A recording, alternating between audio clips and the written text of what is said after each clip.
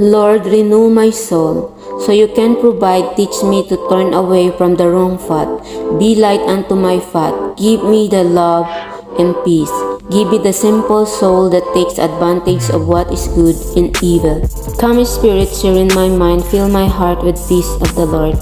Teach me to order the inner life harmony, especially my action. What is personal development?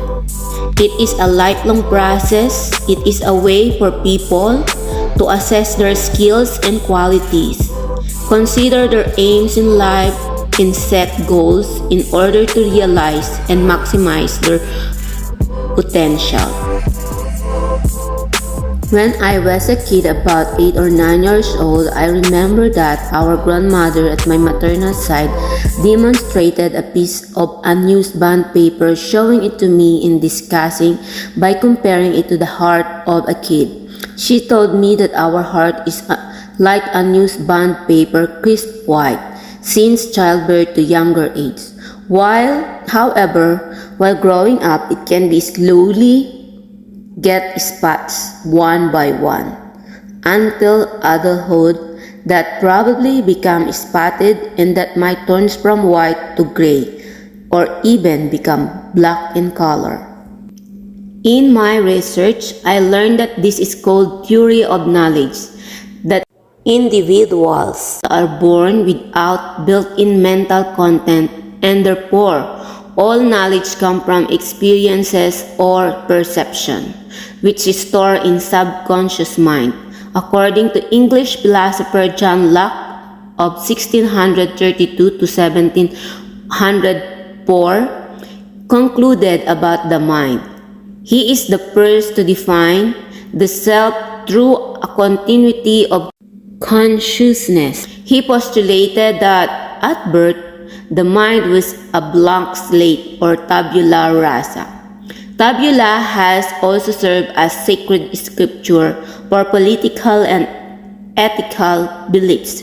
According to the doctrine, any differences we see amongst races, ethnic groups, sexes, and individuals come not from differences in their innate constitution, but from differences in their experiences. Based on the article published by New York Times on October 13, 2002. Little knowledge is dangerous. However, too much information is overwhelming, as I observed in this generation. There are 12 annoying attitudes of Filipinos that we need to get rid, according to the Filipino articles. It is the Philippine leading educational website fueled by one goal: to provide Filipinos anywhere in the world with free, reliable, and useful information at the touch of their fingertips. First is crab mentality. Second is ningas kugon. Third, mañana habit. Fourth, Filipino time. Fifth, being onion-skinned.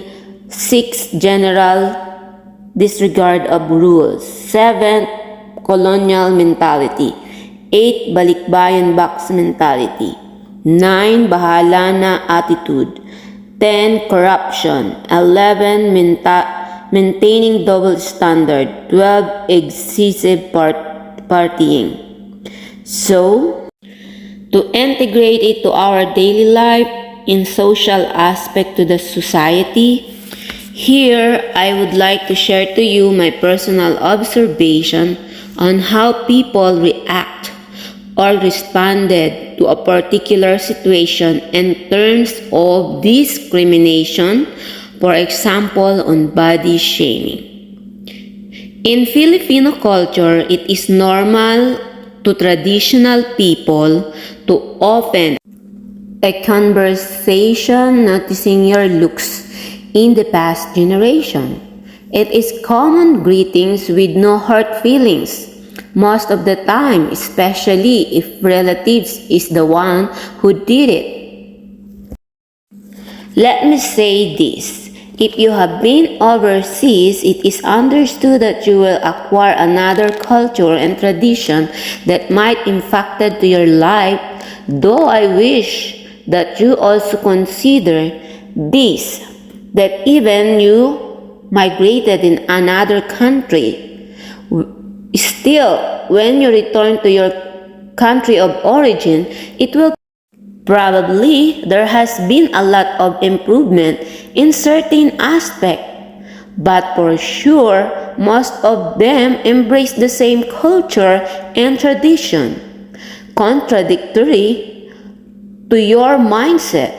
So, once you come back to your country of origin, you aren't trying to abruptly impose changes according to your experiences. Well, because of comparison, you might get frustrated and disappointed, even despite your own culture and tradition. Certainly, if you are going to consider the fact that multicultural countries has stereotyping and discrimination existed long ago when you read the world history. Unlike in unicultural, who are united, loving citizens, and patriotic, they possess so many great characteristics. Conflict arises because of mass media and people who are among to those having colonial mentality that whatever we learned from foreign countries, we want to imitate and copy. We want to copy them, disregarded of our identity, of our culture and tradition. Being a teacher who understands well my identity and culture among Filipinos, despite of having understanding through education and experiences by traveling a lot in various countries from Asia and Western countries.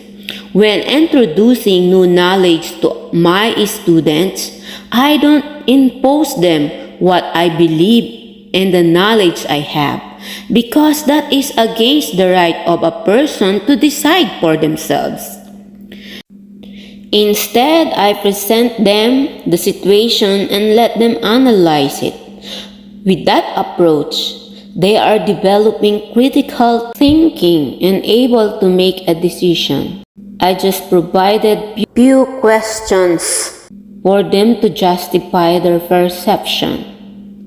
I want them to be aware not only with their feelings, but being considerate and respectful toward others. In psychology, the study of brainwashing, often referred to as thought reform, falls into the sphere of social influence. Social influence happens every minute of every day. It's the collection of ways in which people can change other people's attitude, beliefs, and behaviors. For instance, the compliance method aims to produce a change in a person's behavior, and it is not concerned with his attitudes or belief. It's the just do it approach. Persuasion, on the other hand, aims for change in attitude or do it because it will make you feel good, happy, healthy, successful. An education method, which is the propaganda method, when you don't believe in what's being taught, goes to the social influence goal, trying to affect the change in person's belief along the lines of do it because you know it's right. It is right things to do. Brainwashing is a bare form of social influence. Combined all these approaches to cause changes in someone's way of thinking without the person's consent and often against his will, based on article of working psychology. realizing that there are so many instances that due to imposing of acquired knowledge and experiences to others creates not only misunderstanding and chaos, it's also cause of mental, emotional, and physical disorders, depression, eating disorders, so on and so forth. This way of brainwashing is too common in the internet nowadays in different platforms. I can't deny that when I was in grade 3, I remember that I am bullied because of having chinky eyes or having slanted eyes. So every time I came back home from school, I'm looking for the mirror to look at my eyes and tried stretching them to look even wider until I get tired of doing so. Then I asked my mother why I am having this kind of eyes, which different even from my younger sister. There I found out that our paternal grandmother is a Chinese who died early from leukemia. Because of some classmate curiosity, it led me to know my ancestors that made me understand myself. So instead of taking it negative, it makes me confident of myself. So I never involved in fight in that matter. According to Aristotle, all life forms have one essential purpose: survival. This is even more important than reproduction.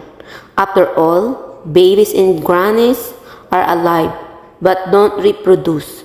To be alive is more than passing genes alone.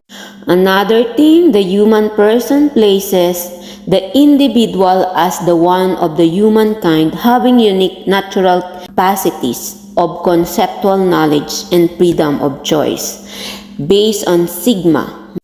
Nursing repository articles.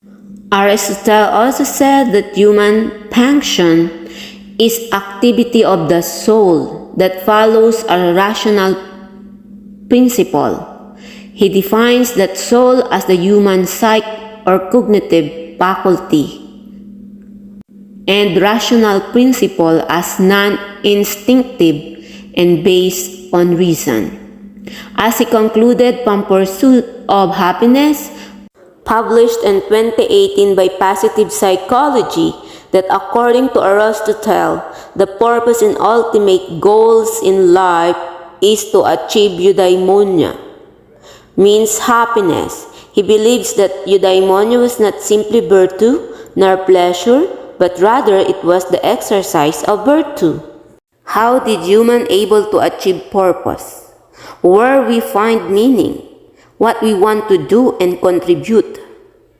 Purpose certainly can be linked to your job or career, but many people don't find their purpose in their work. And even if it is linked, purpose is broader than just a job.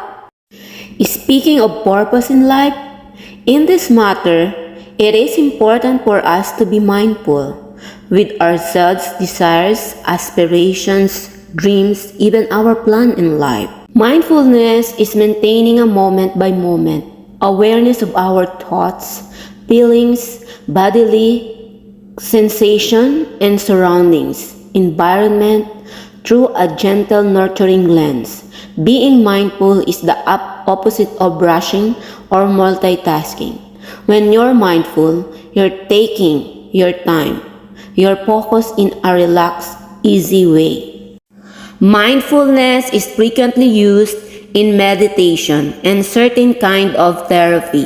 Its benefits include lowering stress levels, reducing harmful ruminating, and protecting against depression and anxiety. Research even suggests that mindfulness can help people better cope up with rejection and social isolation, based on Psychology Today articles.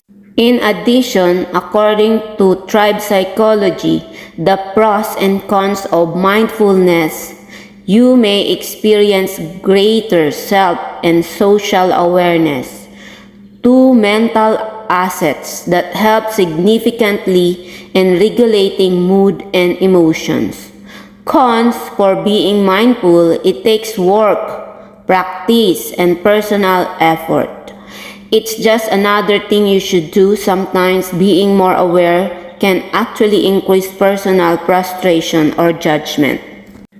Mindfulness is distinctive from growth mindset.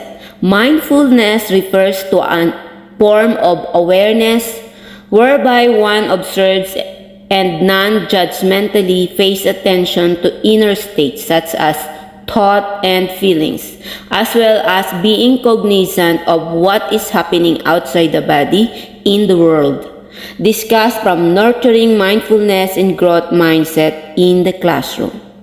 Mindfulness is rooted in Buddhist thought and theory. In the West, it was popularized in 1970s by the University of Massachusetts, Professor John Kabat-Zinn, a cognitive scientist who founded the University Stress Reduction Clinic and Center for Mindfulness and Medicine.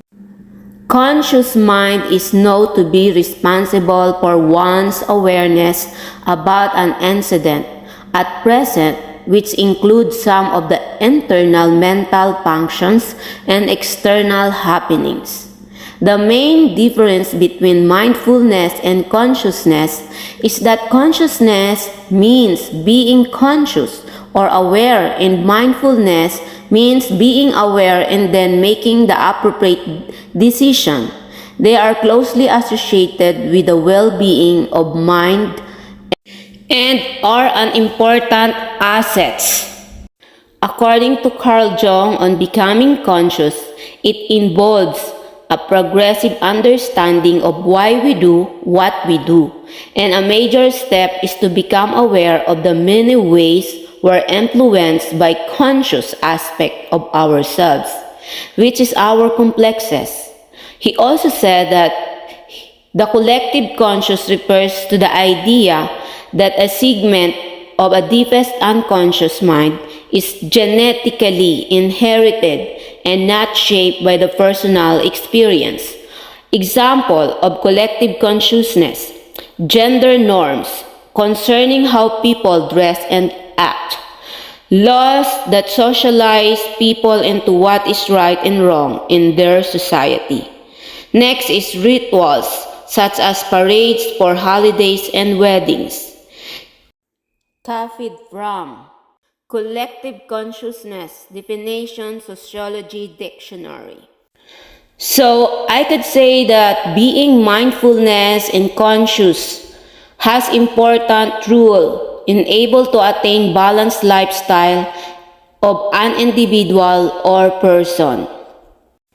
All of us want best life possible. The best advice I can tell you is that try to figure out what you need for yourself. And the good news is that you have all that it takes to find your purpose right within you. Your responsibility is to open to the world of wisdom. At present, are you experiencing burnt out, early or midlife crisis? Let's dive in to the signs that possibly you are facing and how to manage them for you to understand the purpose and meaning of your life. To be continued on next episode. How I wish that this episode today will serve the viewers to be motivated on personal development mindfully, to be empowered person beyond consumerism during this globalization on New World Order generation. Alright, this is Lifestyle Tips Variety episode by Ms.Franzine, telling you that being mindful is life changer. Be real with elegance. Kindly like, share, and follow me on my next episode. Thank you and God bless.